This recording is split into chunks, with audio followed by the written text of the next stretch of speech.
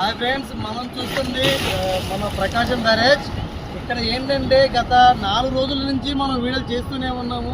ఇక్కడ ఏంటంటే అప్పుడున్న వాతావరణం ఏదో వర్షం పడి ఇవన్నీ కొట్టుకుపోతాయని అవన్నీ చెప్పారు కదా. అప్పట్లో వర్షం పడినప్పుడు ఎలాగైతే మనకి ఇదంతా వాటర్ ఫ్లోటింగ్ ఎక్కువైందో, ఇప్పుడు సూర్యుడు కూడా వచ్చాడు, అయినా సరే సేమ్ వాటర్ ఫ్లోటింగ్ అలాగే ఉంది.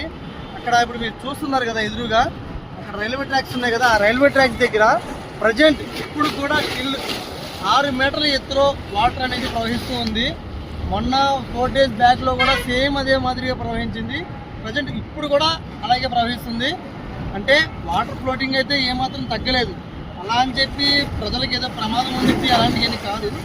ఏంటంటే ఒకటి, ఇప్పుడున్న వాటర్ అక్కడ మనకి ఎలా లాక్ అయిపోవడం వల్ల నీటి తీవ్రత అనేది ఇంకా చాలా ఎక్కువగా పెరిగిపోతుంది కదా. అందువల్ల ఎక్స్ట్రాగా ఉన్న వాటర్ని సముద్రానికి తరలిస్తున్నారు ఈ వాటర్ని. ఓకే.